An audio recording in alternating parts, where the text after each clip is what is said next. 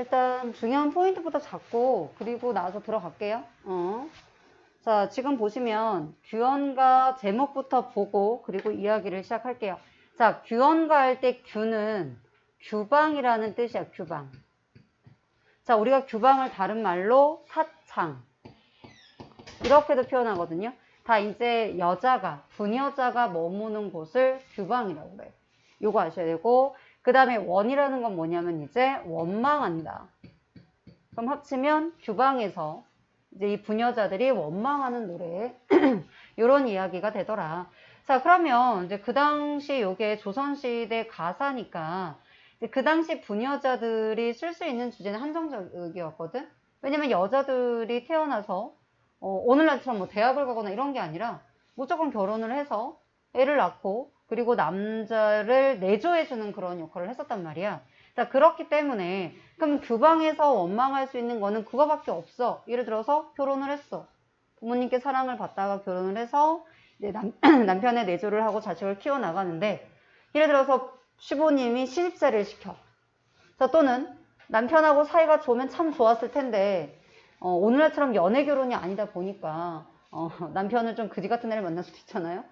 그러니까 남편이 나가서 들어오지 않아. 혹은 막 첩을 둬. 이런 식으로 해서 시집살이에 대한 애환이라든가 아니면 남편이 없는 혼자 어떤 독수 공방의 어떤 외로움을 얘기한다든가. 그러니까 자연스럽게 뭐야? 부모님에 대한 그리움을 갖게 되겠죠. 이제 그러한 내용들이 대부분의 이러한 규방, 가사, 여성들이 쓴 가사들의 주된 내용이 되는 겁니다. 자, 그래서 규방에서 그럼 무엇을 원망하느냐? 이제 시집살이라든가 남편에 대한 원망의 내용이 들어가 있더라. 그리고 이런 내용의 가사를 뭐라고 한다? 규방 가사라고 한다. 자, 예를 먼저 보고 갈게요. 그럼 규방 가사가 지금 얘기를 한 거예요. 다른 말로 내방 가사, 여성 가사, 내신이니까 일단은 이런 단어는 알고 가셔야겠죠? 자, 그래서 그 당시 조선 시대에 양반 부녀자들이 주로 향유했던 여류 가사를 뜻한다라는 내용을 얘기해 보고 되시면 됩니다. 자, 그리고 이 노래는 특히 그런 규방 가사 중에서도 이 남편을 원망하는 노래이기 때문에 자, 원부사, 원부가 자, 이때는 지아비 자, 이때는 이제 어떤 며느리, 처의 의미거든요. 그래서 어떤 부인의 한탄 또는 뭐 남편에 대한 한탄 이제 이런 식으로 이름이 붙이고요. 이런 건 많이 나오지는 않았습니다. 요 정도 보시고 자, 이러한 규방 가사에 대해서 우리가 배울 거라는 거야. 자, 그렇기 때문에 첫 번째 포인트는 뭐냐면 자, 일단 고전에서 해석은 너무나 당연한 거고 해석으로 인한 내용 문제는 너무너무 당연하니까 그 얘기는 하지 않을게. 자, 그럼 그 외에 뭐가 중요하냐? 첫 번째 자, 이러한 내방 가사에 대한 지금 설명했던 이러한 내방 가사에 대한 특징과 관련해서 언급이 될 수 있습니다. 무조건 객관식이죠. 자, 그 다음에 두 번째 보시면 이제 내용으로 들어가시면 이제 보통의 이제 이러한 고전 시가도 시잖아요. 그래서 화자의 상황이나 정서나 태도를 봐야 되는데 자, 시적 화자의 상황이나 정서를 가지고 얘기할 텐데 단순히 이건 아주 기본 객관식에 언급될 수 있는 아주 기본인 상태에다가 여기다가 또 무엇을 얘기하냐면 소재들이 나와요. 객관적 상관물. 자, 그래서 화자의 어떤 처지를 그 화자의 어떤 슬픔을 더욱더 부각시켜주는 객관적 상관물이라든가 화자의 감정을 이입해주는 감정이입이라든가 또는 남편하고 대비되는 자연물이라든가 자, 그렇기 때문에 이러한 객관적 상관물에 대한 이야기가 언급이 돼요. 굉장히 중요한 부분입니다. 자, 그 다음에 세 번째 보시면 지금 이게 아무래도 이별의 정환이나 아니면 이제 남편에 대한 원망이나 이제 이런 내용들이 나와 있기 때문에 이거와 관련된 외부 작품들과의 연계 그쵸? 특히 이제 중앙고 같은 경우는 외부가 언급이 되니까 조금 같이 봐주셨으면 좋겠습니다. 그래서 여기에서는 이제 외부 작품 결국은 이렇게 유사한 상황과 정서와 관련된 마찬가지입니다. 그러한 작품이 언급이 되겠죠. 까지 괜찮나요? 네. 자, 필요한 내용 한번 적어주시고요. 다 적었으면 이어서 하도록 할게요. 괜찮아요? 응, 그럼 갈게요. 자, 우리 글의 종류는 했으니까 넘어갈 거고요. 자, 성격 보세요. 뒤에 가서 다시 한번 해석한 다음에 얘기를 할 거니까 여기서는 가볍게 지금 읽어주셨고. 자, 규방 가사에 대한 설명을 했는데 우리가 가사가 일반적으로 요 운율들 자, 3글자, 4글자로 끊어지면서 자, 4번 끊어지고요. 그 사음보가 계속해서 행을 바꿔서 이루어지기 때문에 사음보 연속체라고 하는데 이거는 작품을 보면서 확인을 할게요. 가사는 형식이 디테일하게 나올 만한 게 별로 없어요. 근데 문제는 시험 범위에 시조랑 같이 들어간다든가 한가랑 같이 들어간다. 이러면 요번에 시조랑 들어가잖아요.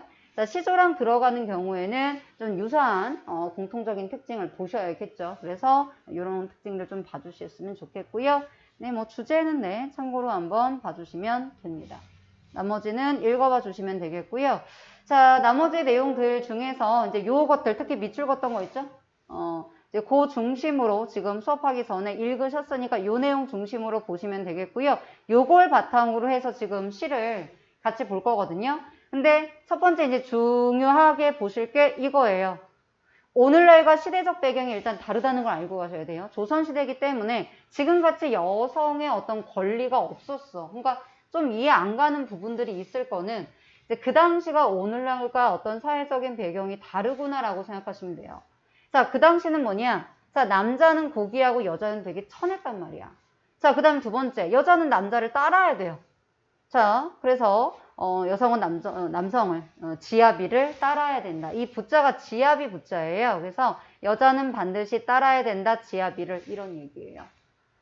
자, 그래서 이러한 사고방식들이 다 뭐예요? 유교에서 온 봉건적 인습과 규범이고요. 그리고 그러니까 당연히 뭐예요? 한의 정서죠. 우리가 예를 들어서 한국 문학의 특질에 대한 이야기를 했을 때도 한의 정서가 언급이 되고 이제 그 맥락이다라고 보시면 되겠고요. 이제 원망에 대한 얘기를 계속 할 텐데 우리가 문학 작품을 보다 보면요. 이제 원망이 똑같은 상황인데 원망이 있는 경우가 있고 없는 경우가 있거든. 그래서 이제 요거는 조금 원망이 있으니까 좀 주의 깊게 봐주셨으면 좋겠습니다. 요게 가사 다른 작품하고도 연관될 때 다시 한번 얘기를 할게요. 자, 그 다음 또 하나는 뭐냐면 감정을 조금 돌려서 말하는 경우도 있죠. 예를 들어 이런 거예요.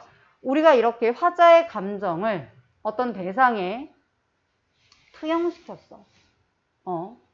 자, 또는 비유적으로 표현했어. 자, 이런 방법은 간접적 제시야, 직접적 제시야? 간접적 제시야. 그치? 하지만 또 중간중간 뭐냐면 솔직하게 자신의 정서를 드러낸 부분들도 있다라는 거. 자, 그 정도 보시면 되겠고요. 여성 화자고 여성 문학이다 보니까 좀 섬세한 느낌을 들더라. 자, 나머지들은 우리 이제 수업할 내용들을 정리해 준 거니까요. 읽어보시면 될 것 같습니다. 자, 나머지 요 부분들 읽어보시고요. 얘는 객관적 상관물은 이미 우리 설명했던 거잖아요. 그치? 근데 요거는 해당하는 부분에서 다시 한번 설명은 해줄 건데 참고하시라고 한번 써드렸습니다. 저렇게 써놓은 것만으로는 좀 이해하기는 힘들어요. 그래서 저 얘기는 뒤에서 다시 한번 해줄 거고 아이들이 잘 모르는 게 중에 하나가 뭐냐면 요 고사요, 고사. 지금 예를 들어 우리 포인트를 얘기할 때 보면 지금 하나가 빠졌는데 표현상의 특징. 잠깐만요. 요거 하나 쓸게. 자, 표현상의 특징으로 해서 이게 지금 2번하고 좀 연결돼서 쓸까 말까 하다가 다른 것들도 들어가서 지금 하나 더 써주자면 요 표현상의 특징인데 이제 그 중에 애들이 제일 많이 헷갈려 하는 게 지금 조금 전에 본 고사. 애들이 여기에 고사가 어디 있어요? 라는 질문을 좀 많이 하거든. 그게 여기에요. 그래서 설명을 수업 시간에 하겠지만 조금 더 자세한 설명을 써놨습니다. 그래서 참고로 한번 봐주시면 될 것 같고요. 뭐 화자의 태도는 참고로 보시면 되겠죠. 자, 그러면 직접적으로 내용을 들어갈 거고요. 여기는 이제 설명하고 나서 좀 자세히 좀 봤으면 좋겠다는 부분을 따로 정리한 거니까 복습하실 때 다시 한번 보시면 됩니다.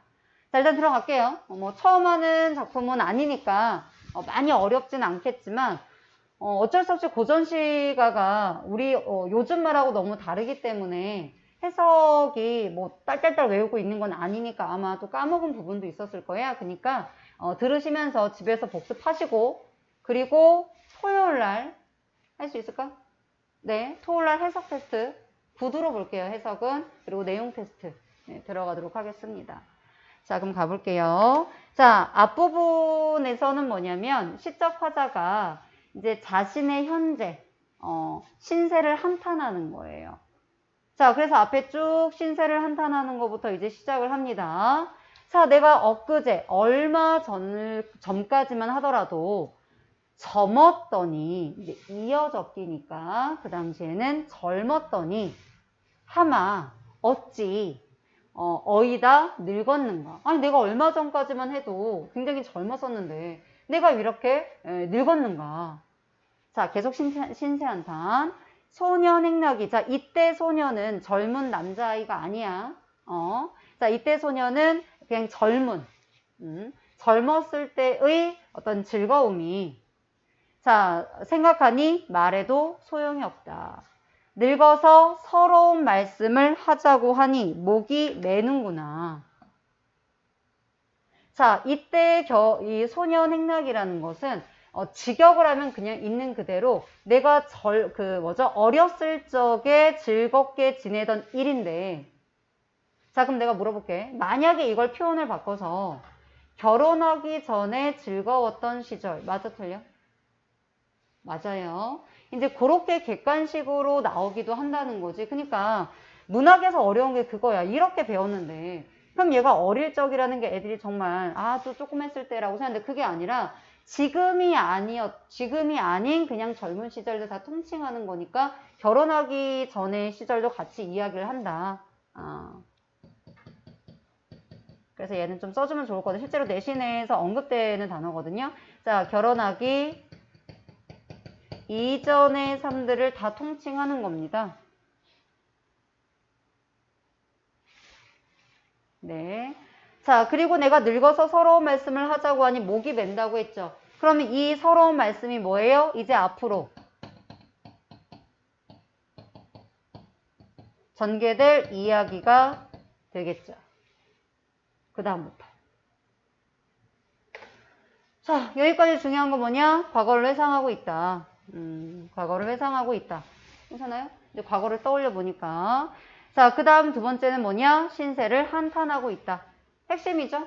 화자의 태도와 화자의 정서. 핵심입니다. 혹시 여기까지 질문? 네, 없어요. 자, 정서는 이렇게 한탄 또는 서러움 이런 거 되겠죠?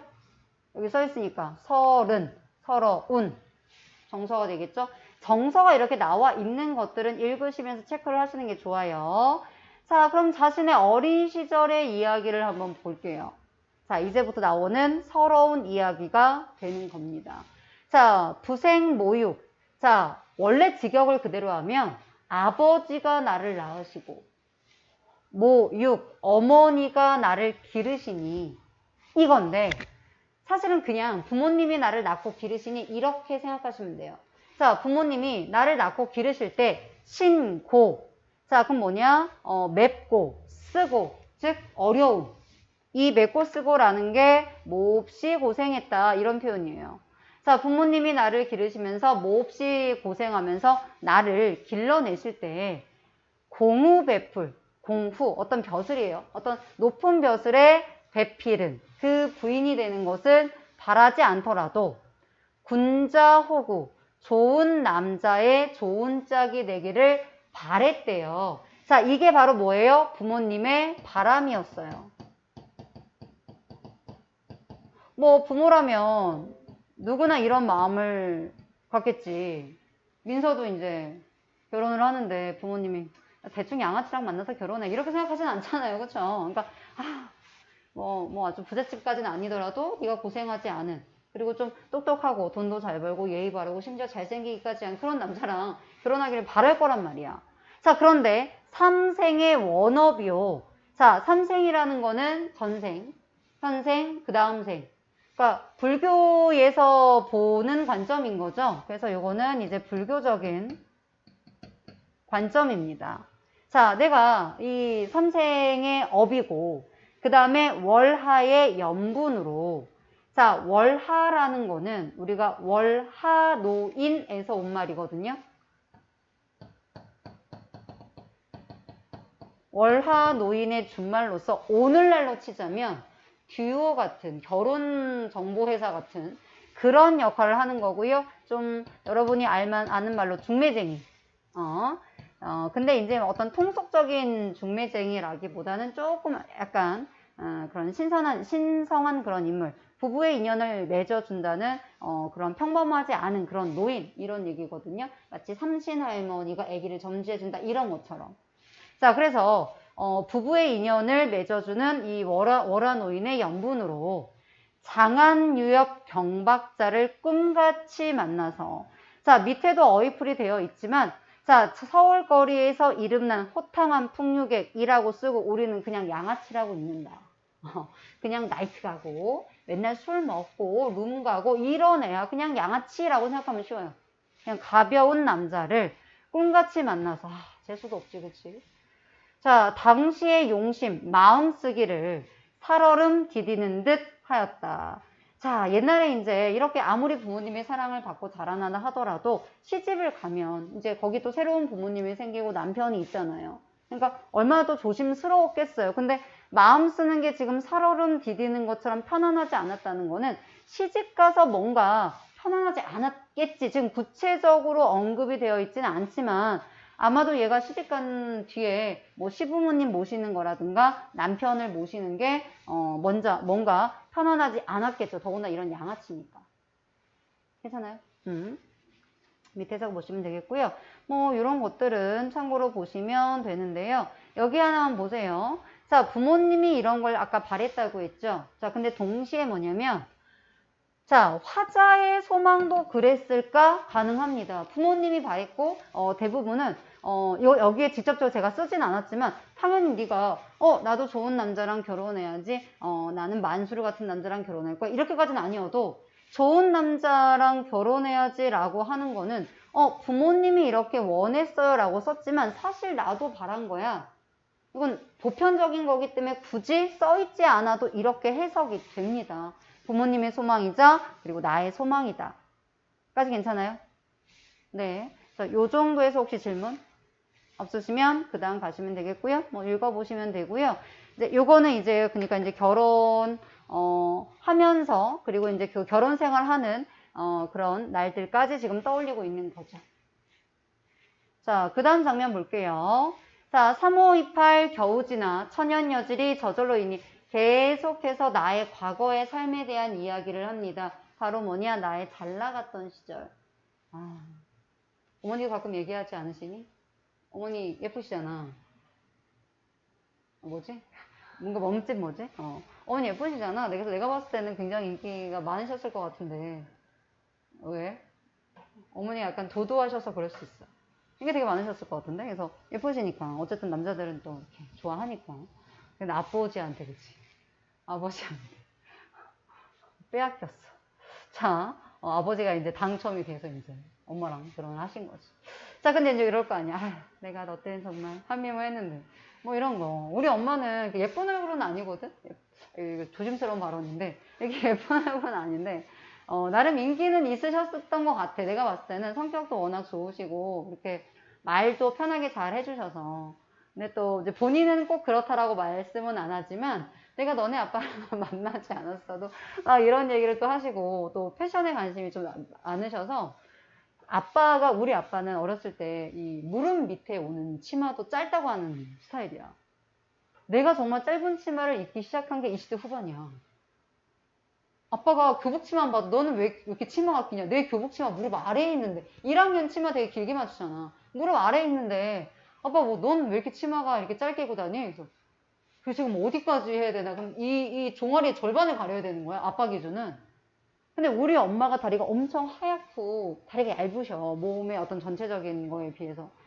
근데도 불구하고 이제 아빠는 엄마의 다리를 내놓는 게 싫어서 엄마가 아빠를 만난 뒤로는 정말 긴 바지, 치마 입으면 발목 닿는 거, 내지는 이제 어쩔 수 없이 반바지를 입어야 된다? 그러면 이제 무릎. 근데 보통 반바지라고 하면 허벅지가 반 나와야 되는데 그냥 다리의 반인 거지. 이제 이렇게 입고 다니셨는데 이제 지금은 아버지가 돌아가시고 나서 이제 굉장히 자유분방한 막 망사 입고 다니시고 내가 가끔 깜짝 놀랄 때 있어. 엄마 이거 도대체 어디서 산 거야? 엄마가 사다가 이거 좀 수선집에 맡겼어.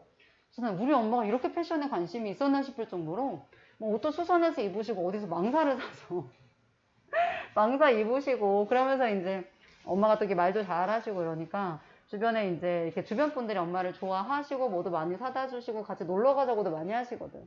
그래서 항상 집에 가면 우리 엄마 스케줄을 확인해야 돼. 바쁘셔. 그러니까 이제 내가 막 한 살만 젊었어도 내가 네 나이 땐 말이야. 이렇게. 그러니까 얘가 그 정도까지는 아니더라도 내가 옛날에 예뻤는데 나름 약간 깨알 어필을 하고 있는 부분이다라고 생각하시면 돼요. 자, 내가 3, 5, 2, 8 이거 곱하시면 돼요. 그러면 곱하면 몇 살이야? 3, 5, 15. 우리 이과니까. 자, 2, 8에 16. 딱 중2병 걸리게 좋은 그런 나이죠. 이제 한참 돼. 그래서 15, 16살을 겨우 지나서 천연여줄, 밑에 어휘필요도 있지만 타고난 아름다움이 저절로 이니. 그러니까 니네가 지금 되게 예쁠 때야. 공부에 찌들어서 그렇지 되게 예쁠 때야. 이제 그러다가 20살 좀 넘으면 표는 나지 않지만 우리는 계속 늙어가는 거지.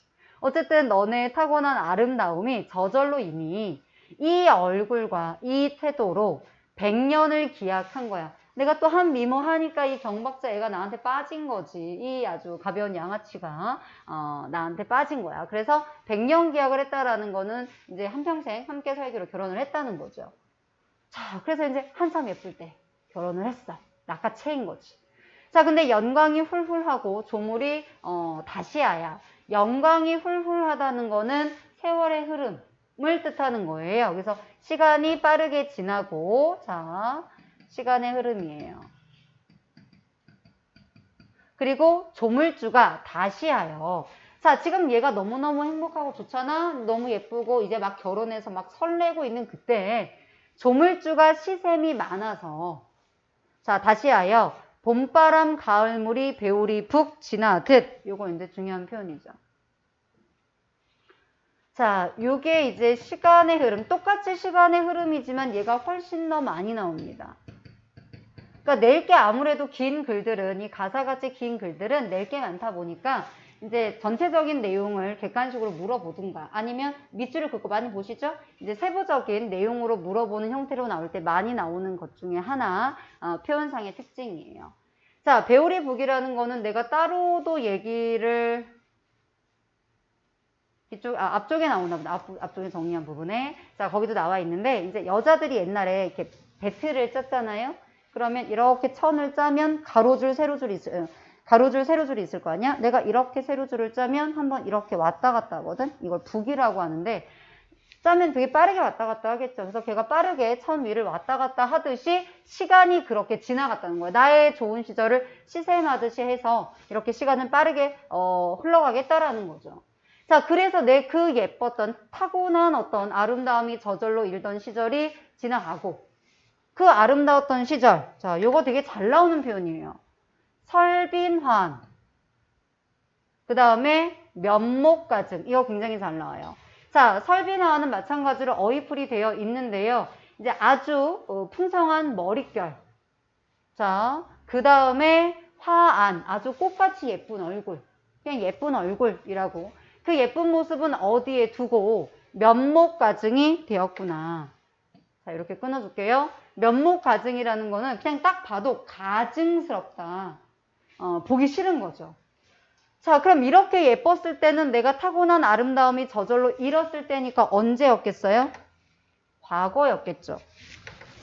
자, 얘는 과거였겠고 면목가증이 된 거는 현재겠죠. 따라서 과거와 현재가 어떻게 되죠? 조가 되고 그 다음에 유사한 문장 구조가 내용상 짝을 이루어서 펼쳐지고 있죠. 대구도 이루어지고 있다는 겁니다. 아름다운 모습과 그리고 지금처럼 이제 늙고 못생겨진 얼굴 이렇게 되는 겁니다. 자, 내 모습 때문에 내 얼굴을 내가 봐도 거울을 진짜 못 볼 지경인데 어느 님이 날 사랑하겠느냐. 자, 스스로 참게하니, 자, 스스로 부끄러워하니 누구를 원망하겠는가. 자, 그럼 여기까지는 지금 누구 원망한 거야? 내가 못생겨져서 님이 아무래도 좀 마음이 변한 것 같아. 네, 앞부분은 이제 그러한 얘기인 거죠. 까지 괜찮아요? 대답 볼게요. 그래서 내가 좀 늙었다. 그래서 님이 없어 지금. 자, 나는 그러한데. 자, 그 다음 3, 3, 5 야유원에 세 사람이 났단 말인가. 자, 3, 3, 5라는 거는 3명, 5명씩 여기 나와 있는 대로 이제 여러 명이, 자, 그래서 3명 혹은 5명씩 여러 명이 무리지어 다니는 야유원에 세 사람이 나타났단 말인가. 자, 여기에서 야유원은요, 밑에 나와 있는 대로 어떤 술집에 새로운 기생이 나타났단 말인가. 자, 요런 의미거든요. 자, 그러면 화자한테 있어서 얘는 긍정적인 인물이에요? 부정적인 인물이에요? 부정적인 인물이죠. 자, 얘 일단 좀 중요하게 보셔야 돼서 빨간색 했고요. 자, 그 다음 얘는 이렇게 물어볼 수 있어요. 야유원 자체도 지금 부정적인 공간이고요. 그 다음에 세 사람도 부정적인 사람이죠.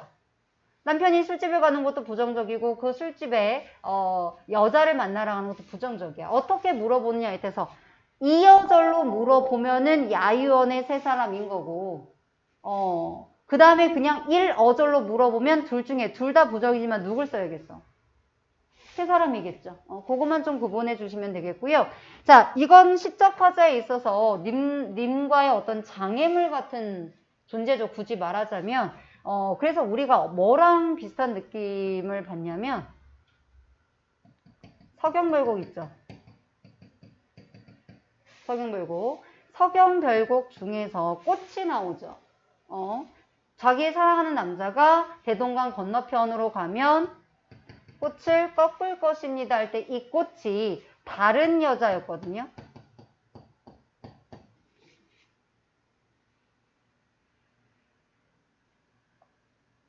자, 그래서 이제 꽃을 표현하기도 하고요. 또는 이런 표현이 있어요. 우리가 노류장화라는 표현이 있거든요. 한자로 노류장화라는 표현이 있는데 이 노류장화가 무슨 뜻이냐면 길가의 버드나무와 담장 밑의 꽃이에요. 뜻을 모르면 써드릴게요. 자, 길가에 버드나무, 그 다음에 담장 밑에 꽃이에요. 길가에 있기 때문에 누구나 꺾을 수 있다, 만질 수 있다, 이거죠? 자, 그렇기 때문에 얘도 이제 보통은 뭐냐면 이제 술집 여자. 그래서 같은 의미로 쓰이거든요. 그래서 약간 어떤 기생, 또는 술집 여자 이런 말을 지칭할 때 노류장화라는 표현을 씁니다. 그래서 같은 표현이다 라고 봐주시면 좋겠죠. 괜찮아요? 조금 더 이제 요거는 깊게 들어갔습니다. 자, 꽃피고 날 저물째. 자, 이제 꽃피고 날이 저물었어. 자, 우리 보통 날이 저물면 어디로 와요? 집으로 가잖아요. 자, 근데 얘는 남편은 정처 없이 나가요. 안 들어와. 자, 백마금 편으로 어디 머무는가. 자, 아주 잘 차려입은. 자, 백마, 좋은 말을 타고 아주 좋은 채찍, 어휘는 밑에 있으니까요. 아주 좋은 채찍을 가지고란 뜻은 뭐냐면 잘 차려입고 삐까뻔쩍하게 오늘 치자면 아주 좋은 차, 람보르기니 같은 차와 이제 채찍이 뭐 예를 들어서 시안뇌리야 아니면 루이비통이야 뭐 이런 거 있잖아. 이제 그런 명품으로 이제 취장을 하고 가는 거죠. 그래서 잘 차려입은.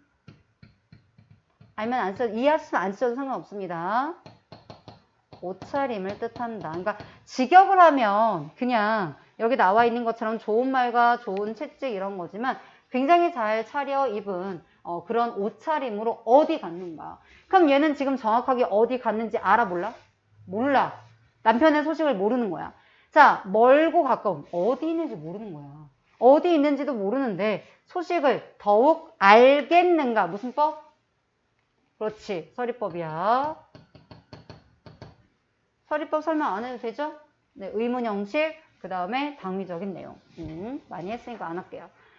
자, 그래서 이제 서리법이 쓰였고요. 그래서 뭐냐? 남편의 소식을 모른다라는 겁니다. 그래서 여기 보시면 참 남편이 양아치구나. 좀 여기 써 있는 대로 남봉꾼이구나. 좀 노는 애구나. 이제 이런 생각을 할 겁니다.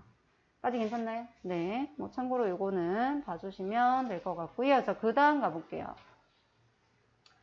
자, 인연이 끊어졌어. 그러니까 뭐냐면 남편이 어디 있는지 몰라. 소식을 몰라요. 여기서 인연이 끊어졌다는 건 이렇게 생각하시면 돼요. 남편의 소식을 모르는 거야. 그러니까 옛날에는 핸드폰도 없었고 전화가 있었던 것도 아니잖아요. 사람을 뭐 내가 어디 다녀올게 라고 말하지 않은 이상은 사람을 보내야만 알 수 있어요. 그렇기 때문에 이제 오늘날은 우리가 뭐 전화를 하면 되니까 사실 말없이 나가기도 하지만 옛날에는 그래서 왜 자식들이 부모님한테 꼭 아침에 문안 인사, 저녁에 또 문안 인사 드리면서 내가 어디 갑니다. 어디 다녀왔습니다. 이렇게 얘기를 했다고 하죠. 근데 이제 보통 이 당시 남자들은 가부장적이니까 뭐 여자들한테 일일이 보고하지 않겠지. 근데 이제 남편이 더군다나 노는 걸 좋아해서 집에 잘 들어오질 않아. 연락이 없어. 뭐 하는지도 몰라. 말해주지도 않아. 소식이 몰라. 인연이 끊겼어요. 그래도 뭐래요? 요거 보세요. 자, 우리가 이 정도 되면 연락도 안 되면 지금 약간 어떤 마음이 원망의 마음이 있는 거야. 근데 내가 생각이 나는 거야, 안 나는 거야? 난단 얘기예요. 첫 번째는 일단 서리법으로 표현을 해줬고요. 남편 생각이 난다. 자, 그 다음에 두 번째는 뭐냐면 남편에 대한 그리움인 거죠. 그러니까 이게 약간 이중적이라는 거예요. 지금 인연이 끊어졌다고 생각하면서도 그리워하는 거잖아요. 그리고 앞에서 뭐야? 연락이 안 되니까 약간 원망하는 마음도 있다고. 근데도 불구하고 님을 그리워하는 이중적인 모습. 그럼 왜 그러냐면 지금 같은 경우면 남편이 연락이 안 돼. 둘 중에 하나야. 첫 번째 실종 신고를 한다. 두 번째는 그러다 가끔씩 연락이 와서 살아있음이 인정이 되면 이혼 소송을 하죠. 이 새끼가 이러면서 이혼 소송을 할 수 있는데 이 당시에는 전에도 한번 얘기를 해줬지만 여자가 먼저 이혼에 대해서 언급할 수가 없고요. 그리고 이혼녀에 대한 어떤 집안이라든가 사람들의 인식이 집안을 망쳤다. 그리고 제가 뭔가 커다란 문제가 있어서 오히려 이혼을 당했다. 이렇게 생각하는 시대였기 때문에 남자가 이혼을 요구할 수 있어도 여자가 이혼을 요구하는 경우는 없었고요. 심지어 이혼을 하고 그러니까 거의 쫓겨난 거지. 그러니까 뭐 남자가 첩을 들여도 참고 시어머니가 구박해도 참고 참다가 결국은 남편이 지랄을 해서 내가 쫓겨났어. 막 울면서 집에 갔는데도 불구하고 부모님이 죽어도 그 집안 귀신이 돼야지. 이게 무슨 집안 망신이야. 이러고 문을 닫고 들어가 버려. 그럼 여자가 그래서 어머니! 하고 그렇게 문을 두드린다고. 근데도 앞에서 집 안에서는 부모님이 이렇게 모르는 척 해. 그러니까 그게 뭐냐면 이제 이혼을 하는 게 굉장한 집안의 망신이고 수치라고 생각하는 거야. 그러니까 어떻게 갈 데가 없으니까. 그런 애들은 이제 뭐 다른 길로 빠지거나 아니면 다시 이제 시댁으로 가서 어머니 제가 잘못했습니다. 문 좀만 열어주세요. 또 거기서 오는 거야 또. 이제 그렇게 굉장히 안타까운 왜냐면 경제적 능력도 없기 때문에 또 그 당시에 여성에 대한 사회적 인식도 낮았기 때문에 사실은 이혼할 수도 없고 이혼을 한다고 해도 갈 데가 없어요. 그러니까 어떻게? 참고 사는 거야. 그럼 어쨌든 참고 살다 보면 내가 의지할 때는 누구밖에 없어? 남편밖에 없어요. 이 집안에서 어쨌든 나의 연결고리는 남편이잖아. 그렇기 때문에 이 새끼 완전 개새끼 이런 마음이 있어도 있잖아. 계속해서 남편에 대한 생각과 남편에 대한 그림은 있을 수밖에 없다는 거야. 그러니까 너무 불쌍한 거지. 그렇지 않니? 자, 얼굴을 못 보거든. 또 써있죠. 직설적으로 써있죠. 이렇게. 아까 앞에 얘기했지만 비유적인 표현도 있지만 이렇게 솔직하게 표현하는 부분들이 있다. 이런 거예요. 그립다고.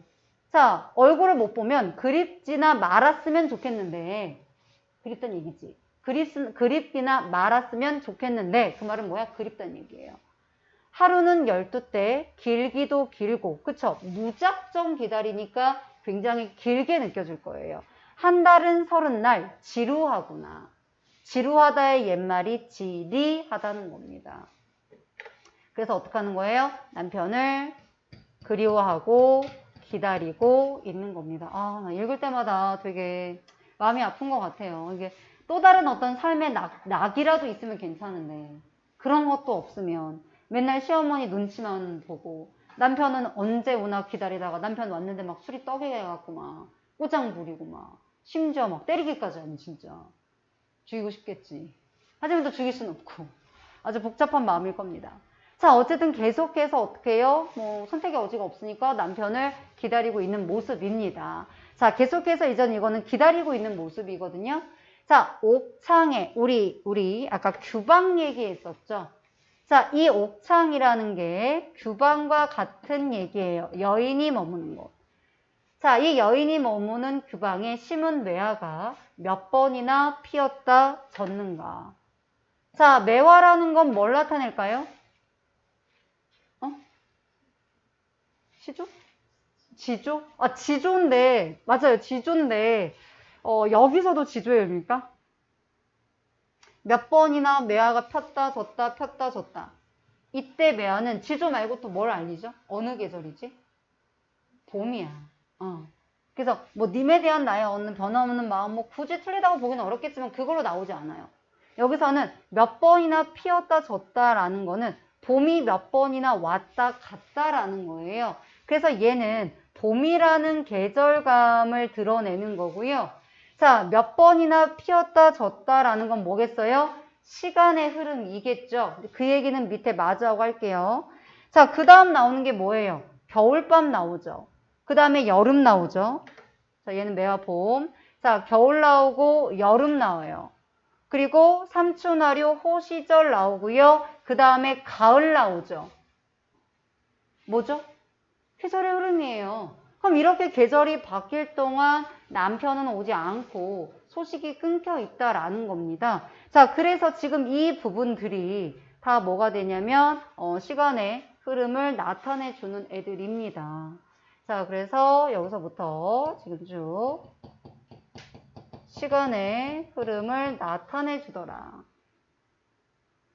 그거를 지금 뭐예요? 봄, 그 다음에 겨울, 그 다음에 여름, 그 다음에 삼춘하류 춘이 봄, 그 다음에 가을. 자, 이제 중요한 애들이 나올 겁니다.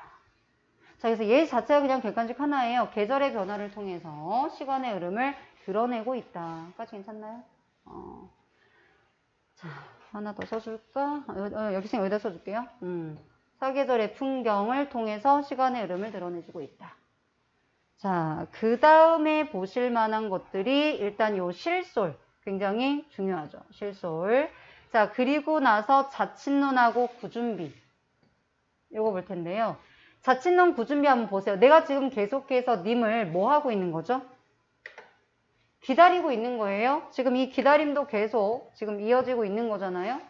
자, 그런데 내가 기다리고 있는데 겨울에 찬 눈이 막 내리고 있고 여름에 아주 궂은 비가 장마 같은 비가 막 내리고 있어. 그걸 바라보는 내 마음은 어떨까요? 더 외롭고 쓸쓸하게 만들어 주는 거예요. 자, 따라서 얘네 둘은 이 자칫눈하고 궂은 비는 바로 객관적 상관물이다. 객관적 상관물이 뭐지? 앞에 개념은 써 있으니까 지금은 말로만 할게요. 화자의 정서를 심화시키거나 유발시키는 거죠. 자, 이미 지금 남편이 없어서 외롭고 그 다음에 쓸쓸하게 기다리고 있어요. 자, 그렇기 때문에 이 객관적 상관물이 화자의 외로움과 쓸쓸함을 자, 심화시킨다, 부각시킨다, 둘 다 됩니다.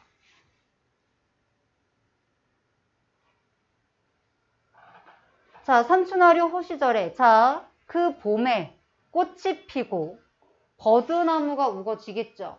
그렇게 좋은 시절에 그럼 우리가 이렇게 아름다운 꽃과 버드나무를 보면 너무 예쁘다, 좋다 이래야 되는데 나는 그 경물을 봐도 그 아름다운 자연물을 봐도 시름이 없다.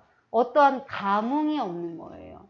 왜 감흥이 없겠어? 머릿속에 온통 기다림, 그 남편에 대한 기다림의 생각밖에 없기 때문에 아름다운 경치를 봐도 어떤 아무런 감흥이 없고 그리고 대신에 이제 얘네들 때문에 어떤 안 그래도 쓸쓸한데 더 쓸쓸함이 심화되고 이렇게 자, 그 다음 보세요. 이번엔 가을이죠. 가을달이 방에 들고 실솔이 상에서 울어요.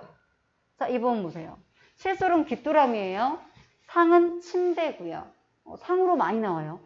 귀뚜라미가 침대 위에서 침대 머리맡에서 울 때, 자, 그 다음 읽어볼게요. 긴 한숨 지는 눈물에 속절없이 생각이 많기도 많구나. 자, 우리가 사물이 나오고 정서가 나오면 뭐라고 했었죠?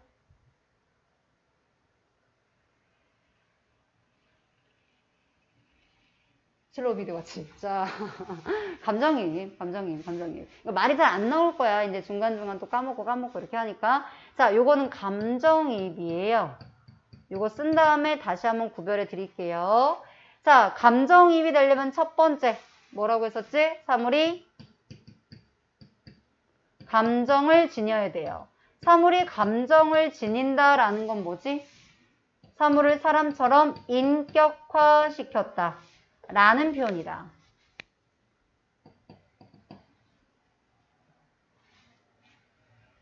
까지 괜찮나요? 자, 사물을 인격화시켰다.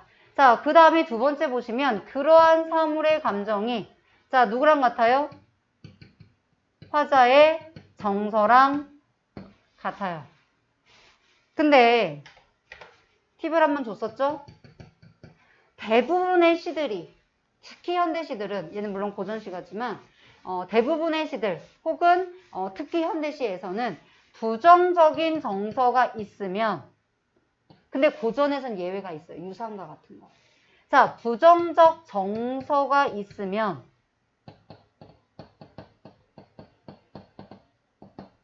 대부분 감정이입이에요. 거의 다. 그래서 예외만 봐주시면 돼요. 예외가 유상가 같은 작품이 예외거든요. 그 작품만 제외하고 보시면 되는데 자, 네, 쓰시고요.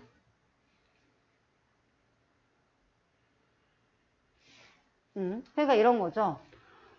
귀뚜라미가 울었어라고 할 때 이게 꼭 눈물을 흘린다는 의미가 아니거든요. 그러니까 운다라는 표현은 항상 조심하셔야 돼요. 슬피 운다 그러면 감정이래요. 왜? 슬피가 들어가 있으니까. 근데 우리가 귀뚜라미를 운다라는 말 대신에 뭐라고 말할 수 있어? 귀뚜라미가 날개를 비비며 소리를 낸다. 그게 우리는 운다라고 표현한 거잖아요. 그러니까 이게 실제로는 운다라는 게 꼭 우리가 귀뚜라미가 새처럼 지저귀는 이런 표현을 써야 되는 그런 게 없어. 새들은 운다 또는 지저귀다라는 표현이 가능하지만 귀뚜라미는 그게 없어요. 그래서 운다고 해서 무조건 감정이입은 아니기 때문에 한번 확인해 보셔야 되는데 대부분은 감정이입이더라. 괜찮아요? 자, 그래서 화자의 감정과 이렇게 일치를 하니까 얘는 감정이입이고요. 객관적 상관물하고 감정이입을 간혹 헷갈려하는 사람들이 있는데 이렇게 객관적 상관물이 화자의 정서를 심화시키고 유발시키죠. 그 객관적 상관물을 표현하는 방식 중에 하나가 감정이입이고 그럼 얘는 뭐냐? 객관적 상관물인데 어떤 사물을 제시하는 방법으로만 쓰인 거죠. 그럼 요거는 뭐냐? 이 실술도 객관적 상관물인데 객관적 상관물을 감정이입의 표현 방식으로 쓴 거예요. 이 상관물 자체 이 물자가 사물이에요. 사물. 그래서 시에 드러나 있는 사물들은 웬만하면 다 객관적 상관물인데 시험에 잘 나오는 애들이 존재할 뿐이고 얘네는 굳이 객관적 상관물이라고 쓰면 헷갈리니까 사물은 객관적 상관물인데 여기까지 밑줄을 긋고 표현법으로 물어봐 주는 거예요. 괜찮으시죠? 자, 아마도 모진 목숨 죽기도 어렵겠구나 하면서 지금 어때요? 얘 정서는 슬프고 외롭고 그 다음에 나로 하여금 이런 마음을 갖게 하는 남편에 대해서 원망의 마음이 같이 갖고 있겠죠. 자, 그 다음 볼게요. 길죠? 자, 돌이켜 풀어 생각하니 이리하여 어떻게 하겠는가? 자, 내가 이렇게 남편을 무작정 기다리고 슬퍼하고 외로워하고 원망하고 이런 생각을 하다 보니까 아니 내가 이렇게 해서 어찌 하겠는가? 천등을 돌려놓고 녹기금을 비스듬히 안아. 조금 이제 나의 마음을 달래려고 하는 거야. 내가 내 스스로. 천등은 왜 켜놨겠어요? 자, 얘도 객관적 상관물이에요. 실제로는 얘와 이거 검은색으로 할게요. 빈도수가 낮으니까 얘랑 얘도 자, 객관적 상관물이고요. 뭐 여러분은 짧게 객상이라고 쓰셔도 됩니다. 자, 객관적 상관물이야. 아까 객관적 상관물이 뭐라고? 시적 화자의 정서를 유발하거나 심화시키는 거. 괜찮죠? 자, 그렇게 유발하고 심화시키는데 청등은요, 이 등불은요, 님을 위해서 밝혀놓은 거였어요. 근데 님은 오지 않고 있으니까 역시 외롭고 쓸쓸하겠죠. 자, 그 다음에 이 녹기금은 악기예요. 이제 밑에도 언급이 되어 있지만 악기입니다. 악기. 자, 근데 이 검은고를 실제는 님과 함께 있었을 때 내가 님에게 연주를 해줬겠죠. 근데 지금은 님이 없고 나 혼자 이렇게 검은고를 타고 있어요. 그러니까 적막해서 누구의 귀에도 들리지 않고 있잖아요. 그쵸? 그러면 여기까지 연결을 시켜보면 누구의 귀에 들리겠는가? 그럼 님이 있어 없어? 님의 부재 상태야. 자, 그러면 이거를 실제로는 님을 위해서 불을 켜놨고 님을 위해서 연주하던 거를 지금 나 혼자 연주하고 있으니까 뭐가 되겠어? 외로움이 더욱더 부각되겠죠. 자, 이 상황 때문에 얘가 외로움이 더 부각되는 거예요. 자, 그래서 얘는 역시 뭐냐? 외로움. 쓸쓸함을 심화시키는 사물이다 라는 건데 똑같은 객관적 상관물인데요. 아깝게 훨씬 더 빈도수가 높아서 걔네를 빨간색 해드린 거고 얘는 검은색 해드렸습니다. 자, 계속 갈게요. 자, 병년아 그냥 노래예요. 네, 병년아라는 노래를 시름을 섞어서 타니, 시름을 쫓아 섞어 타니 그렇겠죠. 내가 지금 기다리고 있으니까 근심 걱정하는 마음을 따라서 그것을 섞어서 노래를 부르니 자, 요게 지금 고사가 들어간 부분이에요. 근데 아까도 말했지만 이걸 잘 몰라 애들이. 얘를 밑줄을 긋고 물어보기도 하고 그냥 밑줄 없이 전체 시에서 위시는 고사 인용을 통해서 시적 화자의 정서를 효과적으로 드러내고 있다. 주제를 효과적으로 드러내고 있다. 라고 표현을 한 건데 얘네 둘의 고사가 이제 앞에도 실려 있었지만 여기 지금 보시면 시름을 잇게 타는 검은고 소리가 소상강의 밤비가 내릴 때 대나무 잎에 때리는 소리가 같고 그 다음에 네, 그 화표 천년의 벼락이 우는 소리 같더라. 자, 우리가 천만년에 한번 내려오는 그 학이 우는 소리 같더라 라고 하면서 뭔가 애절하고 구슬픈 소리를 그 검은고 소리를 표현해 주는 겁니다. 자, 그러면 이 네 아주 고운 손에 이 옥수라는 게 내신에는 한번 나왔었거든요. 뭐냐면 섬섬옥수, 굉장히 고운 손이기 때문에 이런 것들이 다 여성 화자임을 드러내주는 겁니다. 자, 나의 고운 손으로 타는 이 수달, 이 솜씨에는 옛 노랫가락이 그대로 있지만 솜씨가 녹슬지 않았지만 부용장, 연꽃이 지금 새겨진 지금 이 커튼 속 장막이란 뜻이거든요. 장막 안이 적막하니 힘이 없어서 누구에게 들리겠는가. 역시 한탄하고 슬퍼하고 외로워하는 겁니다. 자, 너무나 슬퍼서 자, 구곡 간장이라는 사실 한자성어가 들어간 거예요. 자, 나의 이 간장이 내장 기관이 너무나 슬픈 나머지 9마디로 끊어져서 마치 죽을 것 같더라. 이제 이것도 마찬가지입니다. 사실 그 예전에 원숭이 이야기 한번 해드렸는데 원숭이 새끼가 납치된 거예요. 그래서 어미가 그 새끼를 구하려고 그 배를 따라 막 미친 듯이 따라가면서 슬피 울다가 죽었거든요. 그래서 누가 지나가는 사람이 이 원숭이가 왜 죽어있지 하고 배를 갈라보니까 원숭이의 그 간장이, 그 내장기관이 9마디가 되어서 끊어져서 죽어있더라는 거죠. 너무나 슬퍼서 그 슬픔이 이제 이 내장기관마저도 마디마디 끊어질 정도로 아주 그런 큰 슬픔. 슬프다라는 겁니다. 님이 없어서 외롭고 슬프다 이 얘기죠. 괜찮아요? 네. 그럼 보세요. 분명 얘가 지금 이래서 뭐 하겠어 라고 하면서 조금 전환을 시도했지만 여전히 지금 슬프죠. 자, 그 다음 가겠습니다. 혹시 여기까지 질문 있으신가요? 이제 하다 보면 빨간색에 유독 많은 구간들이 있어. 걔네가 많이 나오는 장면들이에요. 자, 여기 이제 또 많이 나오는 장면이고요. 실제 모의고사에도 많이 언급됩니다. 자, 차라리 잠에 들어서 꿈에나 보려고 하니 누구를요? 님을요. 그러면 얘도 많이 나오진 않지만 이 꿈도 결국은 일시적인, 많이 나오진 않아요. 일시적인 갈등 해소의 매개체죠. 이제 꿈으로 보기도 하고 잠으로 보기도 하는데요. 보통 꿈으로 나옵니다. 이제 그래서 꿈속에서 지금 내가 님을 못 봐서 그런 거잖아요. 그러니까 님을 볼 수 있는, 근데 진짜로 보는 건 아니니까 일시적인 갈등 해소의 매개체라는 거예요. 자, 그런데 중요한 애들이 나오죠. 바람에 지는 잎과 2어절, 3어절 어떻게 쓰느냐예요. 2어절로 쓰면 지는 잎, 3어절로 쓰면 바람에 지는 잎. 자, 그 다음에 풀 속에 우는 짐승 또는 그냥 짐승. 자, 얘네들이 어떻게 해서 내 잠을 깨우고 있죠. 잠을 깨운다는 건 꿈을 꿀 수가 없고 꿈을 꿀 수 없다는 건 님을 볼 수가 없기 때문에 뭐가 되는 거예요? 장애물이죠. 자, 천상의 견우 직녀는 얘네도 뭐예요? 서로 사랑하지만 이별한 애들이잖아요. 자, 천상의 견우 직녀가 은하수가 막혔어도 막혔다라는 건 역시 뭐가 되는 거야? 장애물이 되는 거죠. 자, 7월 7석 1년에 한 번 실기치 약속을, 기자가 기약이야. 일타. 그럼 뭐예요? 약속을 어기지 않는다는 거예요. 약속을 지킨다는 거예요. 그러면 천상의 견우 직녀는 이렇게 장애물이 있어도 만났다고요.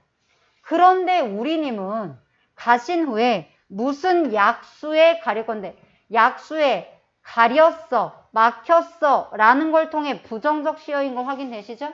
자, 약수라는 거는 전설 속의 강의가 굉장히 크고 넓거든요. 자, 그런 약수에 실제로 막히진 않았겠지. 그러니까 그 정도로 무슨 못 올 만한 그런 장애물이 있길래 오거나 가거나 소식이 끊어졌는가. 결론은 뭐야? 내가 꿈에서 님을 보려고 했는데 실패. 그리고 여전히 우리 님의 소식은 알 수가 없어. 아니 어떻게 그럴 수 있지? 견우 직녀는 은하수가 막혀서도 1년에 한 번이라도 연락을 주고받고 만나는데 우리 님은 무슨 대단한 장애물에 가렸길래 나를 만나러 못 오는 거지? 하면서 뭐가 되는 거예요?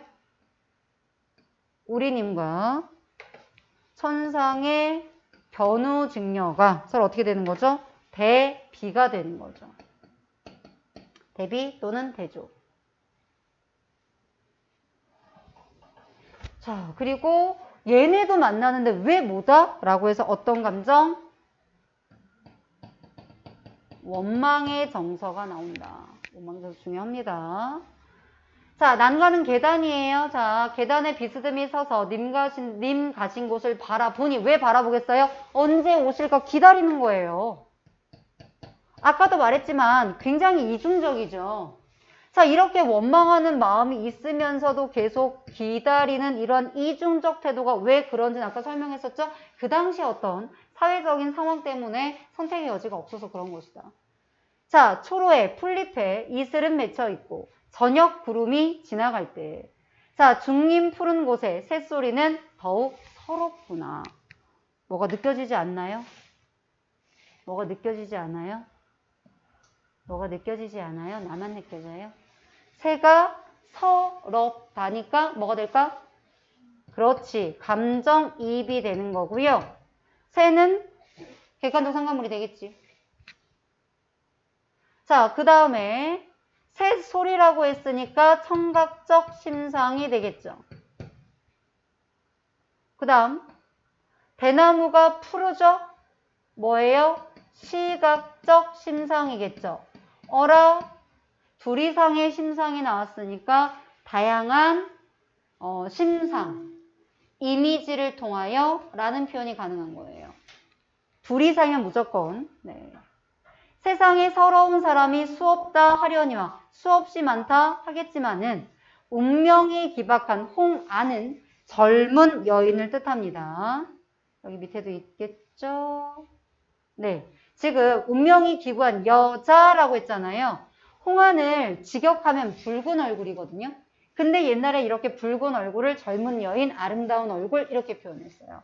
자, 운명이 기박한 젊은 여인이 나 같은 사람이 또는 여인이 둘 다 됩니다. 나 같은 사람이 또 있겠는가? 있겠다고? 없을 것 같다고. 서리법이죠.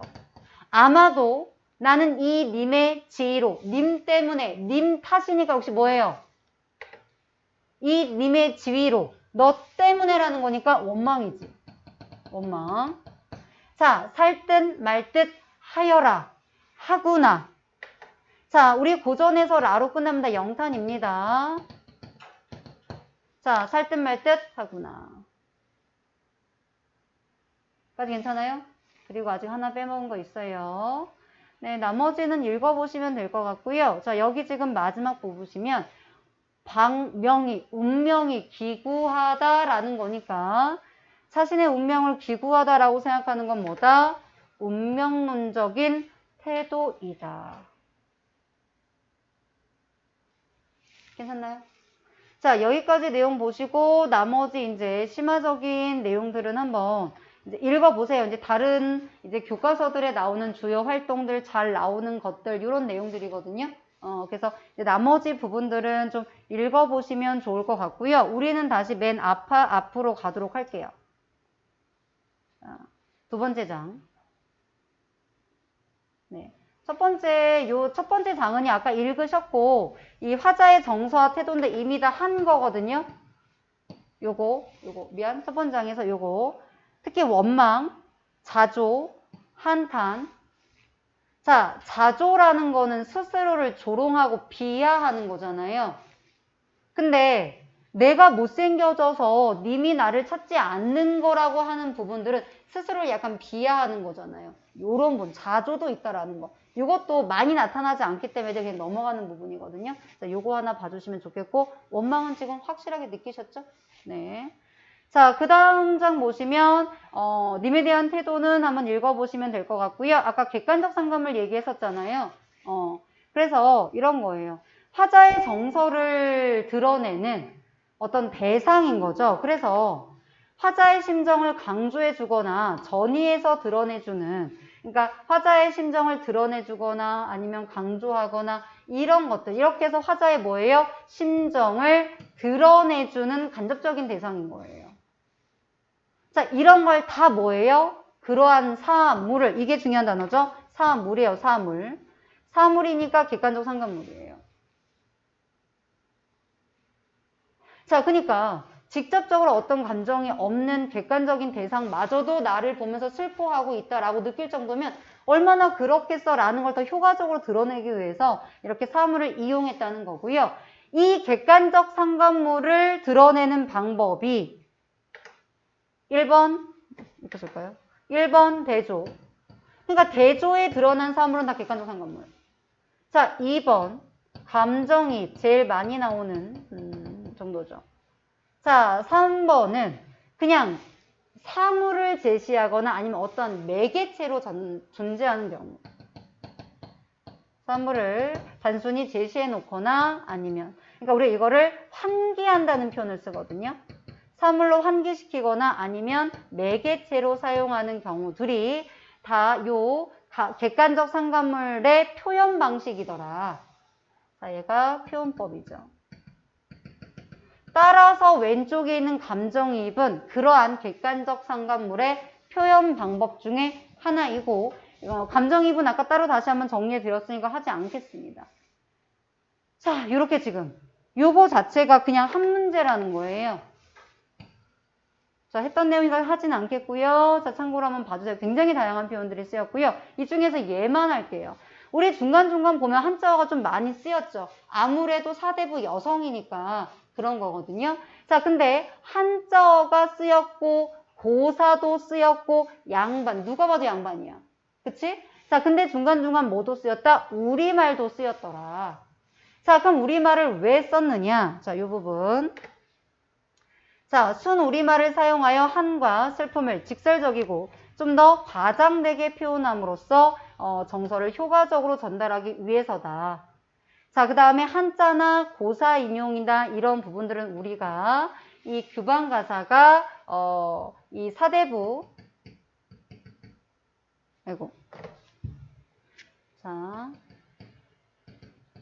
사대부 여인이라는 즉 양반댁 교수가 썼다는 걸 우리가 확인할 수 있는 부분으로도 쓰여진다. 자, 나머지 이 부분들, 네, 요거는 뭐 읽어보시면 되겠고요. 어차피 뭐 보기 자료나 객관식 읽어보시면 되겠고, 충분히 설명했다고 생각하고요. 자, 고사는 읽어보세요. 제가 다 설명하진 않았습니다, 굳이. 자, 뭐 요 정도, 요거 다 설명했던 겁니다. 그래서 나머지 문제 한번 풀어보시면 될 것 같고요. 요건 이미 했던 설명들 좀 더 구체적으로 써드린 겁니다. 까지 괜찮나요? 지금 시간이 오버되긴 했지만, 작품 하나만 더 하고 끝낼게요. 아셨죠? 잠깐만.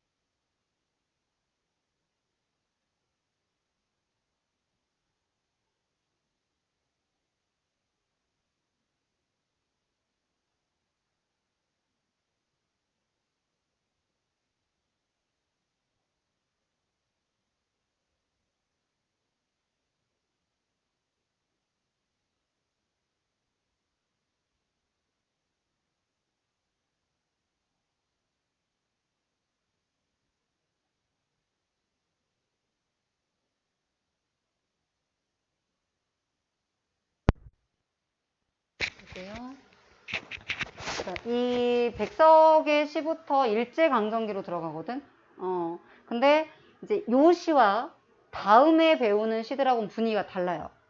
다음에 배우는 시들은 저항시라고 보시면 되고, 자, 얘는 똑같은 일제강점기가 배경인데도 전혀 일제에 대한 그런 저항적인 느낌이 전혀 들지 않죠. 왜 그런가를 내용에 대한 이야기를 해보면서 설명을 해드리겠습니다. 자, 백석은요, 실제로 월북 작가예요. 월북 작가는 예전에 교과서에 안 실렸어요. 사상 문제 때문에. 자, 그런데 실제로 백석이 사상 문제 때문에 북한으로 갔다라기보다는 이 고향이 평안도 정주예요. 그러니까 북쪽에 있는 곳이 고향이기 때문에 사실 자기네 집으로 간 거죠. 그래서 지금은 조금 남북한의 이제 이런 관계가 좀 나아지고 나서부터 이제 교과서에 실리기 시작하는데, 어쨌든 50년 이전에도, 이거 90년대까지 살아있었기 때문에 굉장히 오래 사셨음에도 불구하고 50년 이후에 북으로 간 이후부터는 그 이후의 작품은 교과서에 실지 않습니다. 그러다 보니까 당연히 뭐가 배경이 있어? 무조건 다 일제강점기예요. 자, 일제강점기를 배경으로 했어. 자, 그러면 시인이고 지식인이니까 누가 봐도 일제강점기의 시기적인 거를 반영해야 되는데 자, 그런 시가 있어요, 또. 근데 이 시는 그렇지 않은 시야. 일제강점기를 반영한 게 어떤 거냐면 네가 잘 알고 있는 여순, 수라, 중앙고는 수라, 그런 작품들 또는 팔원 이런 작품들은 일제강점기 우리 민족의 순환을 드러내요. 자, 그렇게 뚜렷하게 잡은 작품이 있어요. 근데 이 작품은 뚜렷하게 느껴지진 않지만 다 읽고 설명을 듣고 나면 이런 식으로 표현을 해서 그렇구나라고 이해할 수 있을 거예요. 근데 어쨌든 표현상으로는 전혀 일제강점기라는 배경을 짐작할 수가 없다. 왜냐하면 얘는 제목에서 보는 것처럼 여우가 나온다는 이 골짜기의 관형사 형태로 쓴 거죠. 골짜기의 족속. 무슨 말이냐? 옛날에는 모여 살았었죠. 친척들끼리. 그래서 여우가 나온다는 그 골짜기에 모여 사는 이 친척들, 사람들에 관한 이야기예요. 자, 그래서 배경이 명절날이라고 나오잖아요. 자, 명절날 가족들이 모여서 굉장히 즐겁게 명절을 지내는 모습이야. 이게 끝이야, 내용은. 그래서 명절날 가족들이 모여서 흥겹게 지냈어? 그럼 누구누구 왔는데? 라고 해서 앞부분에는 그 친척들을 소개해줘요. 그리고 나서 뒷부분에서는 얘네가 어떤 음식을 먹고 뭐하고 놀고 이제 이러한 명절날의 분위기를 이야기해줍니다. 까지 괜찮아요? 그래서 그게 내용은 다예요. 근데 얘도 뭐냐? 제가 얘는 뭐 별다른 건 없으니까 표현상, 다른 건 쓰진 않겠지만 일단은 표현상의 특징을 굉장히 주되게 이해하셔야 되고요. 그 다음에 두 번째는 시대적 배경이랑 연관시켜서 이해를 하셔야 돼요. 자, 그럼 가볼게요. 자, 명절날 나는 엄매 아베를 따라. 자, 보세요. 엄마 아빠도 아니고 엄매 아베 이렇게 표현을 하고 있죠. 사투리죠? 자, 우리 집 개는 나를 따라서 진할머니, 진할아버지 가끔 이거 어휘 내용 문제로 언급이 됩니다. 그래서 알아두셔야 돼요. 자, 이 진할머니, 진할아버지는 바로 뭐냐면 친할머니, 친할아버지다. 이거 어휘 알고 가셔야 돼요. 자, 그러니까 계시는 큰 집으로 가면 자, 그럼 보세요. 지금 명절날이라는 시간적 배경이 언급이 돼 있죠. 자, 그 다음 큰 집이라는 공간적 배경이 언급이 돼 있죠. 그래서 명절날 부모님을 따라서 할머니, 할아버지 댁에 가고 있는 거고 우리는 명절날 보통 큰 댁에 모이잖아요. 전형적인 명절날의 풍경인데 자, 우리가 시를 읽다 보면 시 공간적 배경이 나오는 시들이 있어요. 얘네들은 시 공간적 배경을 꼭 체크를 하셔야 돼요. 자, 그 다음 갈게요. 자, 이제 내가 이렇게 갔어. 그럼 그곳에 여러 친척들이 나옵니다. 그래서 그 친척들에 대한 어떤 외양 묘사라든가 특징 그리고 그들의 가족을 열거해주고 있습니다. 자, 그래서 이제 그 밑에는 바로 뭐가 나오냐면 이제 열거가 나옵니다. 얼굴에 곰보 자국이 솜솜난 말수와 같이 얼굴도 꿈뻑거리는 하루에 배 한 피를 짠다는 저 들판에 건너집에 복숭아 나무요? 오타 났네요. 자, 복숭아 나무가 많은 신리는 그냥 동네 이름이에요. 고모는 우리가 알고 있는 오늘날의 고모죠. 계속해서 뭘 쓰이고 있어요? 사투리를 쓰이고 있습니다. 자, 고모와 고모의 딸 이녀 그리고 작은 이녀라고 해서 고모를 신리 고모를 설명해주고 있죠. 근데 앞부분을 보시면 그의 외양 묘사가 나타나 있죠. 중요도가 떨어지니까. 네. 그리고 그 인물의 특징, 하루에 배 한 표를 짭니다. 말은 또 느리고요. 그리고 나서 걔가 사는 그 동네, 집의 특징이죠. 네, 이렇게. 자, 그 다음 16세 40이 넘은 자, 호라비의 후처가 된 아주 뾰족한 성격이 날카로운 성을 잘 내는 살빛이 매감탕 같이 좀 약간 까무습줍한 입술과 젖꼭지는 더 까만 예수쟁이 마을 가까이 사는 토산 고모. 자, 그러면 얘가 어떠한 결혼을 했고 어떠한 상황이고 어떠한 집안에 있고 그리고 나서 역시 또 뭐예요? 외양묘사. 그 다음 마을 소개. 자, 여기다 한번 써줄까요? 자, 그 다음에는 이제 마을을 소개하고 있죠. 그리고 나서 그 고모와 그들의 자식들을 얘기하고 있죠. 지금 패턴이 어때? 비슷해요.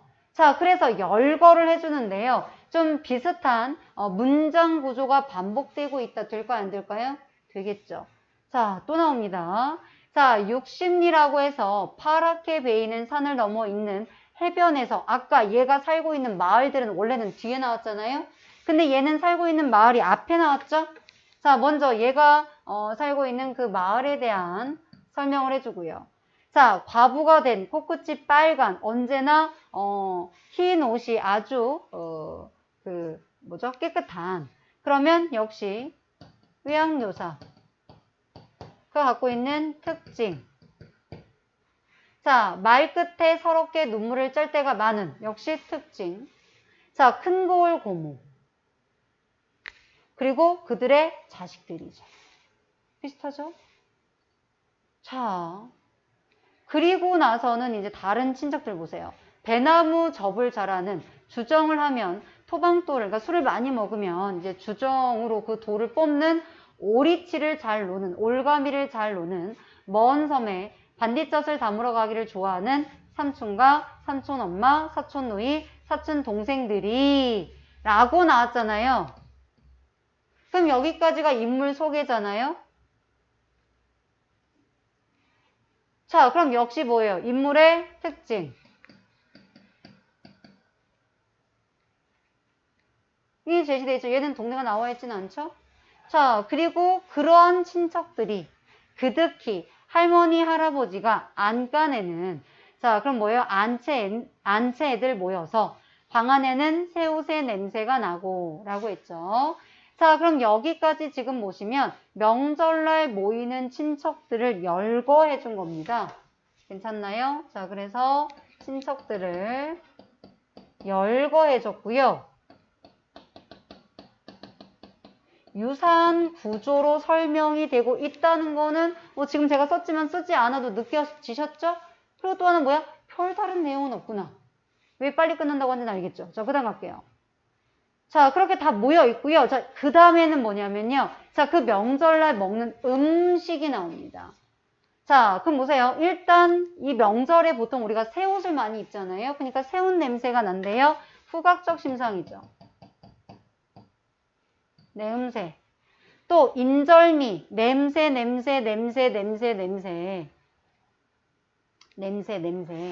후각이죠? 자, 또 끼니의 두부와 콩나물과 볶은 잔디와 고사리와 돼지 비계는 모두 선뜩선뜩하니 선뜩하다, 서늘하다는 거죠. 차갑다니까 뭐예요, 이거는? 촉각. 그럼 봐봐. 아까 우리 이렇게 인물들을 묘사하는 부분에 시각이 있었잖아요. 그래서 대부분 우리가 다양한 감각을 찾을 때는 시각은 기본 있으니까 다른 감각, 후각이든 촉각이든 청각이든 뭐든 하나만 있으면 다양한 감각이 돼요. 괜찮아요? 자, 그래서 다양한 이미지를 사용했다. 다양한 이미지 또는 심상을 사용했다. 라고 나와 있고요. 자, 또 하나는 뭐냐면 이 명절에 먹는 음식이라는 거예요. 괜찮아요? 내용들을 잘 보세요. 자, 그래서 이런 거 도야지가 우리 오늘 돼지, 사투리입니다. 역시 계속해서 밤이 깊어가는 집안에 엄마는 엄마들끼리 자, 아르간에서 웃고 이야기하고 아이들은 아이들끼리 욱하는 간을 자, 잡고 조아지를 하고 쌈방이를 굴리고 바르게 돌림을 하고 호박대기 하고 제비송구이를 하고 자, 밑에 지금 엄마들은 아랫방에 가서 막 수다를 떠는 거고 자, 그리고 나서 우리들은 뭐냐면 공기놀이도 하고 주사위 놀이도 하고요. 자, 어떤 뭐 뚜껑 갖고 그 뚜껑을 돌리는 놀이도 하고요. 자, 그 다음에 호박대기라고 해서 이제 붙잡고 있는 사람이 이렇게 서로 기차처럼 붙잡고 있다가 한 사람씩 떼어놓는다라든가 또는 다리를 세는 놀이를 한다라든가 자, 뭐다가 중요한 게 아니라 아까는 명절에 음식을 열거했다면 자, 이번에는 뭘 열거했어요? 아이들의 놀이 이름을 열거했다는 거야. 우리가 지금 미처 잘 알지도 못하는 거. 말하자면 우리 민족의 전통적인 풍습이라고 말할 수 있겠죠. 그럼 이런 우리 민족의 전통적인 풍습을 왜 얘기할까? 일제강점기 때. 일제 때 어떤 일이 있어서 우리 언어라든가 우리의 풍습이라든가 우리의 문화를 많이 없애버렸잖아요. 그러면 이 사람은 정말 윤동주나 아니면 뭐 이육사나 이런 사람들처럼 나와서 싸우자 이렇게 또는 적극적으로 저항하는 그런 뉘앙스를 띠진 않았지만 이 사람 나름대로의 방식으로 우리 문화라든가 우리의 언어라든가 이런 거를 지키는 방식으로 저항을 한 거예요. 그러니까 예를 들어서 아까 우리 방언이 사용됐잖아요. 혹시 말모이라는 영화 본 적 있어? 못 봤어? 나중에 한번 보세요. 재밌어요. 이 말모이라는 영화가 말 그대로 말, 언어를 모으는 그 사전을 말하는 거거든요. 그럼 일제강점기 때 일본이 우리나라 언어를 말살시키려고 했어요. 왜냐면 언어가 민족의 정신을 담고 있다고 생각했기 때문에 일본 말을 쓰게 했단 말이야. 그러다 보니까 우리말이 점점 사라지고 어린 아이들은 일본말을 배우고 일본말만 쓰도록 교육을 받고 일본말이 아닌 우리말을 쓰게 되면 구타를 당하거나 혼나거나 부모님을 모셔오거나 막 이런 일이 벌어졌단 말이야. 그럼 생각해봐. 그런 게 계속 반복이 되고 시간이 흐르면 얘네가 어른이 되면 우리말을 할 수가 없겠죠. 그러니까 누군가는 총칼을 들고 일본에 저항해서 싸우지만 또 누군가는 뭐냐면 우리 문화를 지키는 방식으로 일본에 저항을 했다는 거야. 그럼 여기서도 뭐냐면 이 백석이 우리 고유의 언어, 방언, 우리 고유의 언어를 이렇게 사용함으로써 우리 문화를 지키고 보존한 거고요. 또 우리의 풍습이잖아요. 우리의 풍습을 이렇게 시로 남기면서 우리의 문화를 지키려고 노력했다라고 이해해 주시면 된다라는 겁니다. 그게 시대적 배경과 연관해서 이해할 수 있는 부분이에요. 자, 이렇게 화기의 사기 등방에 자, 그다음 이어서 갈게요. 이제 등잔불을 켜놓고 심지를 몇 번이나 돋았다는 얘기는 불을 계속해서 지금 꺼지지 않게 심지를 돋은 거니까 아주 오랜 시간 얘네가 이렇게 놀고 이야기했다는 얘기예요. 홍게닭은 그냥 붉은 닭이에요. 홍게닭이 몇 번이나 울어서 졸음이 오면 이제 새벽이겠죠. 자, 아랫목 싸움. 옛날에는 아랫목이 바로 뭐냐면 그 불 때는 곳과 가까워서 되게 따뜻한 곳에서 자리 싸움을 하며 히드덕거리다가 이런 건 이제 청각이겠죠. 자, 그래서 문창 통납새의 그림자가 치는 아침에 자, 이제 새벽을 걸쳐서 아침이 됐어요. 신우이 동서들이 uk적하니 풍성거리는 부엌으로 이제 아침을 지으려고 하겠죠. 새 틈으로 장지문 틈으로 무의 진객국을 끓이는 맛있는 내음새가 올라오도록 한다. 이렇게 밤새 이야기하고 놀다가 새벽에 잠들고 아침에 맛있는 음식 냄새를 맡으면서 깨는 명절날의 풍경이에요. 그냥 봐도 굉장히 흥성하고 풍요롭고 이런 느낌이고 이 백석의 이 작품 말고 또 다른 작품에 국수라는 작품이 있어. 약간 비슷한 느낌이에요. 문제 있습니다. 자, 그래서 이제 이쪽에서 일단 후가 심상이 쓰였고요. 자, 이제 이런 것들은 청각이겠죠. 닭이 운다라든가 애들이 히덕거린다라든가 이런 부분들은 청각이 되겠죠. 그래서 정말 굉장히 다양한 감각이 이렇게 많이 쓰기 힘듭니다. 거의 다 쓰였죠. 까지 괜찮나요? 자, 여기서 하나 더 할게요. 지금 공간은 큰 집으로 바뀌지 않았죠. 그쵸? 시간적 배경 한번 볼게요. 자, 아까 명절날만 나왔잖아요. 근데 아까 가족 소개가 다 끝나고 나서 여기 뒤에 보시면 분명히 뭐 낮에 이동을 했겠죠. 근데 그 다음에 얘네가 이제 밤이 깊어갑니다. 시간의 경과가 드러나 있지 않나요? 시간의 경과가 드러납니다. 이렇게 모였다가 밤이 깊어가요. 괜찮아요? 자, 그리고 나서 그 뒤를 보시면 아까 뚜렷하게 보이는 거 아침이 있었죠. 괜찮나요? 자, 그 다음에 홍게닭, 닭이 우는 거죠. 이렇게 닭이 운다는 게 뭐예요? 새벽이죠. 그래서 시간의 경과가 드러나 있더라. 이 표현상의 특징이 내릴 게 많으십니다. 자, 그럼 보도록 할게요. 자기의 그 명절날을 생각하는 거니까 회고적이고요. 특별히 행을 바꾸지 않고 줄글로써 쓰여서 반복을 통해서 운율을 형성했고요. 향토적인 거는 괜찮을 것 같습니다. 자, 이렇게 가족 공동체 간의 유대감과 그 다음에 명절날의 풍경을 자, 누구의 시선으로? 어린아이 시선인데 어떻게 어린아이 시선인지 안다? 엄매아베. 이 표현을 통해서 어린아이 시선이라는 걸 알 수가 있더라. 자, 그래서 지금 보시면 이렇게 어린아이 시선을 통해서 명절날 아침부터 그 다음날 아침까지 시간적 순서에 따라서 지나갔겠죠. 그러니까 뭐 아침 옷은 낮에 와서 이렇게 여기 그래서 명절날 와서 이제 시간이 경과하고 저녁이 되고 뭐 밤이 되고 이런 거. 자, 그 다음 보시면 그리고 토속적인 소재와 내용이 나온다. 네, 토속적인 소재. 자, 그 다음에 아까 친척들을 소개하는 부분에서 계속해서 수식해 주잖아요. 자세히 설명해 주죠. 그래서 수식을 중첩시켜서 시행을 구성하는 방식. 아까 나열하는 방식. 자, 그 다음에 그 명절날 큰 집의 공간의 재현. 괜찮아요? 그래서 이제는 사라지고 없는 왜? 일제강점기 때문에 억압하니까. 자, 그런 것에 대한 그리움을 그려내고 있더라. 자, 요건 지금 제목에 대한 거죠. 명절날 여우가 나온다는 골짜기 부근에 사는 친척. 이게 여우난 골쪽이에요. 자, 하나의 시간의 흐름이니까 서사적. 나머지 참고로 보시면 되겠고요. 어떤 얘기가 나오느냐? 명절 제사와 놀이와 이야기와 음식과 이런 사건들이 나와 있더라. 자, 그 다음 나머지 참고로 보시면 될 거고요. 자, 요거. 자, 이렇게 시간의 흐름에 따라서 정리해드린 거 참고로 보시면 좋을 것 같고요. 그 밑에도 자, 이렇게 더 구체적으로 써드렸어요. 시간, 공간, 행위, 인물을 통해서 이렇게 써드렸으니까요. 좀 더 정확하게 보실 수 있겠죠. 자, 그 다음에 오른쪽에 보시면 이제 이거예요. 이제 이런 식으로 일제강점기, 우리 민족의 상황을 보시면 좋겠죠. 그래서 그 당시에는 뭐냐면 이 고향이 일제에서 우리의 마음의 고향이 사라진 거예요. 공동체가 사라졌기 때문에. 자, 그렇기 때문에 특히 이제 이 중에서도 백석은 이렇게 고향에 흥겨운 그 과거, 일제강점기 이전에 그 과거에 정겨웠던 모습들을 그려내려고 노력을 하더라. 자, 이 백석은 이거예요. 다른 작가들과 차이점인데요. 이제 특히 백석의 경우를 좀 잘 봐주시면 좋을 것 같습니다. 그래서 상실된 우리의 고향을 이렇게 복원하려고 하더라.